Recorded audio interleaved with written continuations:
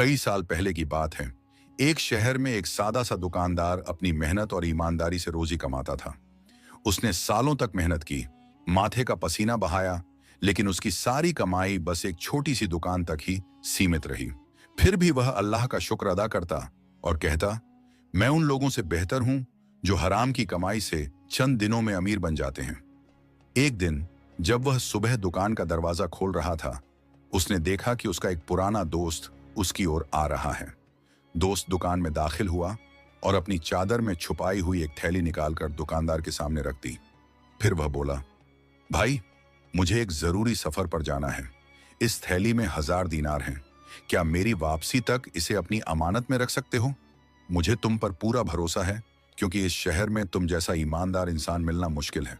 दुकानदार मुस्कुराया और बोला, बिल्कुल, अपनी थैली निश्चिंत होकर मेरे पास छोड़ जाओ। मैं इसे अपनी जान की तरह संभालूंगा। तुम बेफिक्र होकर सफर पर निकलो। दोस्त ने इत्मीनान से थैली दुकानदार के हवाले कर दी और खुदा हाफिज कहकर चला गया। दुकानदार ने थैली संभाल कर रख दी और अपने रोजमर्रा के काम में लग गया। वह दुकान के कपड़ों को करीने से जमाने लगा और ग्राहकों के आने का इंतजार करने लगा। अभी कुछ ही वक्त बीता था कि 3 नौजवान दुकान के सामने आकर रुके। वे बेहद कीमती और उम्दा लिबास पहने हुए थे। उनके चेहरे से घमंड और अकड़ साफ झलक रही थी। वे घोड़ों से उतरे और दुकानदार से बोले, हमें सबसे बेहतरीन कपड़े दिखाओ। उनमें से एक नौजवान की नजर दुकान के कोने में रखे एक कीमती कपड़े पर पड़ी। उसने दुकानदार से कहा, यह कपड़ा उठा लाओ। दुकानदार ने वह कपड़ा उठाया और उनके सामने फैला दिया। उन्होंने जैसे ही इसे देखा, उनकी आंखों में चमक आ गई। उनमें से एक कहने लगा, शायद तुम्हें अंदाजा नहीं कि यह कितना कीमती कपड़ा है। हम सुबह से पूरे बाजार और शहर में घूम रहे हैं, लेकिन हमें ऐसा कपड़ा कहीं नहीं मिला। यह तुम्हारे पास कहां से आया? दुकानदार ने जवाब दिया, यह पुराने झकीरे से बचा हुआ है। मेरे ग्राहक इतने महंगे कपड़े खरीदने की ताकत नहीं रखते, इसलिए यह अब तक रखा हुआ था। यह सुनकर उन नौजवानों ने कपड़ा उठाया और बिना कोई जवाब दिए वहां से चल पड़े। दुकानदार घबराकर उनके पीछे दौड़ा और कहने लगा, अरे, इसकी कीमत तो देते जाओ। उनमें से एक, जो सबसे लंबा और रुतबेदार लग रहा था, मुड़ा और बोला, कल शाम शाही महल आ जाना। हम बादशाह के खास लोग हैं। वहां आकर हमारा पता पूछ लेना और अपनी कीमत ले लेना। दुकानदार यह सुनकर खामोश हो गया, क्योंकि वह जानता था कि इन लोगों से जबरदस्ती पैसे निकलवाना मुमकिन नहीं। दिन किसी तरह गुजरा और वह अपने दोस्त की अमानत वाली थैली लेकर शाम को घर लौटा। उसने थैली घर के एक कोने में छुपा दी और अगले दिन का इंतजार करने लगा। सुबह होते ही वह अपने गधे पर सवार हुआ और शाही महल की ओर रवाना हो गया, इस उम्मीद में कि आज उसे अपने कपड़े की कीमत मिल जाएगी। लेकिन यह सादा लौह दुकानदार उन नौजवानों की असली हकीकत से अनजान था और बस इस खुशी में था कि उसकी मेहनत की कमाई मिलने वाली है। जब वह महल के पास पहुंचा तो उसने देखा कि चारों तरफ शाही चौकीदार खड़े हैं। उसने उन्हें उन नौजवानों की निशानी बताई जो कल उसकी दुकान से कपड़ा ले गए थे। चौकीदार ने दुकानदार की बात सुनी और हंसते हुए कहा, तुम कल आना, तुम्हें तुम्हारी कीमत कल मिल जाएगी। दुकानदार यह सोचकर महल गया था कि जल्द ही उसे अपनी मेहनत की कमाई मिल जाएगी, लेकिन वहां के हालात देखकर उसे शर्मिंदगी के साथ वापस लौटना पड़ा। अगले दिन जब वह फिर अपनी रकम लेने गया तो उसे 1 हफ्ते बाद आने को कहा गया। फिर अगले हफ्ते भी वही हुआ।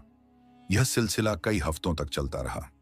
एक दिन दुकानदार खुद से कहने लगा, मैं कई हफ्तों से अपनी रकम के लिए चक्कर काट रहा हूं, लेकिन हर बार मुझे खाली हाथ लौटा दिया जाता है। आखिर ऐसा कब तक चलेगा? आखिरकार एक दिन जब वह फिर से अपनी रकम वसूल करने के लिए महल पहुंचा तो एक नेक दिल चौकीदार उसे एक कोने में ले गया और धीमे स्वर में कहने लगा, तुम कैसे सीधे सादे इंसान हो। बादशाह के खास लोगों ने हमें सख्त हुक्म दे रखा है कि अगर तुम्हारी शक्ल सूरत का कोई भी शख्स रकम लेने आए तो उसे आजकल कहकर टाल दिया जाए, यहां तक कि वह खुद ही हार मानकर वापस लौट जाए। तुम खुद सोचो, तुम कब से चक्कर लगा रहे हो, लेकिन तुम्हें आज तक एक दीनार भी नहीं मिला। इसलिए मेरी मानो, बेकार की सिरदर्दी मोल मत लो और अपनी रकम को भूल जाओ। दुकानदार चौकीदार की बात सुनकर तमतमा गया और कहने लगा, वह कपड़ा ना मैंने चुराया था और ना ही किसी हराम की कमाई से खरीदा था कि उसकी कीमत भूल जाऊं। मैं अपना हक लेकर रहूंगा। अगर उन्होंने मेरी रकम नहीं दी तो मैं सीधा बादशाह के पास जाऊंगा और अपना हक लेकर ही लौटूंगा। चौकीदार ने एक ठंडी सांस भरी और कहा, मैंने तुम्हें पहले ही समझा दिया है, अब जैसे तुम्हारा दिल करे वैसा करो, लेकिन एक बार फिर कहूंगा, अगर सलामती चाहते हो तो अपनी रकम भूल जाओ। दुकानदार चौकीदार की बात सुनकर परेशान हो गया, लेकिन फिर भी उसने हार नहीं मानी। उसे भरोसा था कि किसी न किसी दिन वह उन लोगों को गलियों और बाजारों में तलाश कर लेगा और अपनी रकम वसूल करके रहेगा। और उसका यह अंदाजा गलत भी नहीं था। एक दिन दुकानदार ने अपनी दुकान बंद रखी और सफर के लिए निकल रहा था कि उसने देखा वही तीनों नौजवान घोड़ों पर सवार होकर बड़ी तेजी से कहीं जा रहे थे। दुकानदार आगे बढ़ा, मुस्कुराते हुए उन्हें सलाम किया और अपने कपड़े की कीमत मांगी। उन जवानों ने उसकी बात सुनी और जोर जोर से हंसने लगे। उनमें से एक आगे बढ़कर कहने लगा, क्या पागल हो गए हो? कौन सी रकम, कौन सा कपड़ा? दुकानदार ने बड़ी सादगी से पूरा वाकया दोबारा दोहराया और अपनी दुकान की निशानी बताने लगा। यह सुनकर उनमें से एक नौजवान ठहाका लगाकर कहने लगा, क्या हम तेरे मामूली से कपड़े के मोहताज हैं? अगर हमें किसी चीज की जरूरत हो तो बस हुक्म देना पड़ता है और वह चीज हमारे लिए हाजिर कर दी जाती है। हमें इतनी फुर्सत नहीं कि बाजार जाएं और तुम जैसे मामूली दुकानदार से कपड़ा खरीदें। यह कहकर वे आगे बढ़ने लगे, लेकिन जब दुकानदार ने देखा कि उसकी रकम डूब रही है तो वह झपट कर आगे बढ़ा और एक नौजवान के घोड़े की लगाम पकड़ ली। उसने जोर से खींचकर उस नौजवान को नीचे गिरा दिया। देखते ही देखते दोनों के बीच हाथापाई शुरू हो गई। थोड़ी ही देर में दूसरे दो नौजवान जो थोड़ी दूरी पर निकल चुके थे भी शोरगुल सुनकर लौट आए। तीनों ने मिलकर दुकानदार को बेरहमी से मारना पीटना शुरू कर दिया, मगर दुकानदार भी अपनी डूबती रकम को देखकर गुस्से में था। उसने भी दो नौजवानों के कपड़े फाड़ दिए और एक के चेहरे और सिर पर इतने वार किए कि उसका चेहरा लहूलुहान हो गया। झगड़ा बढ़ता देख तीनों नौजवान जल्दबाजी में अपने घोड़ों पर सवार हुए और तेजी से वहां से भाग निकले, मगर दुकानदार को बुरी तरह जख्मी हालत में छोड़ गए। गरीब दुकानदार का चेहरा खून से तरबतर था और वह इस हाल में किसी तरह अपने घर पहुंचा। जब उसकी बीवी और बच्चे उसे इस हाल में देखते हैं तो परेशान होकर पूछते हैं, क्या हुआ? यह सब कैसे हुआ?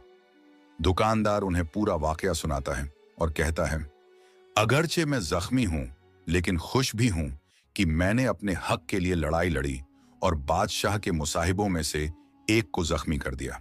वह कुछ दिन घर पर रहकर अपने जख्मों की मरहम पट्टी करवाता है। जब थोड़ा ठीक महसूस करता है तो एक दिन हिम्मत जुटाकर अपनी दुकान पर जाता है। जैसे ही वह अपनी दुकान का दरवाजा खोल रहा होता है, उसे शहर के दारोगा के दो सिपाही सामने खड़े नजर आते हैं। दुकानदार हैरान होकर पूछता है, आप लोग यहां किस लिए आए हैं? सिपाही सख्त लहजे में कहते हैं, चुपचाप हमारे साथ चलो, फिर सब बातें खुद ब खुद मालूम हो जाएंगी। अभी उसके जख्म पूरी तरह भरे भी नहीं होते कि उसे दारोगा खाने जेल ले जाया जाता है। वहां पहुंचकर वह देखता है कि दारोगा के सिपाही उसे घूर रहे हैं। दारोगा गुस्से से गरज कर कहता है, यह कैसी जुर्रत है? कुछ दिन पहले तुमने बादशाह के खास मुसाहिबों से उलझने और उन्हें कत्ल करने की कोशिश की। तुमने ऐसे बाइज्जत लोगों से गुस्ताखी करने की हिम्मत कैसे की? दुकानदार हैरान होकर जवाब देता है, जनाब, मैंने उनसे सिर्फ अपने कपड़े की कीमत मांगी थी। वे तीन थे और मैं अकेला। उन्होंने मुझे मारा पीटा, मैंने नहीं।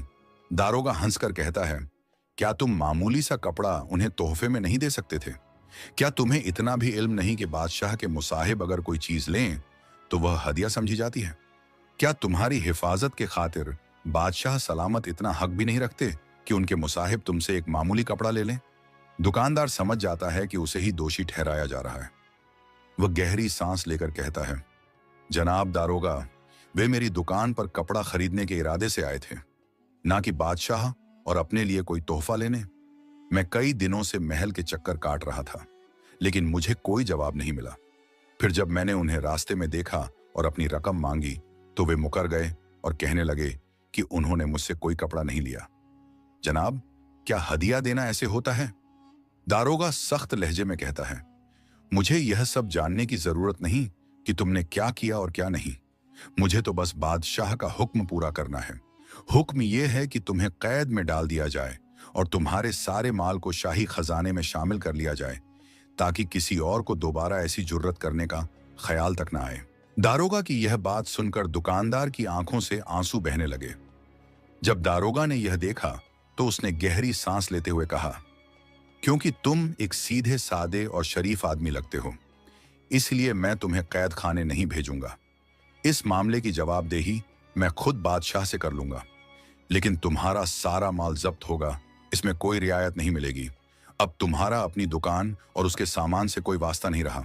जाओ और अपने बाल बच्चों की फिक्र करो।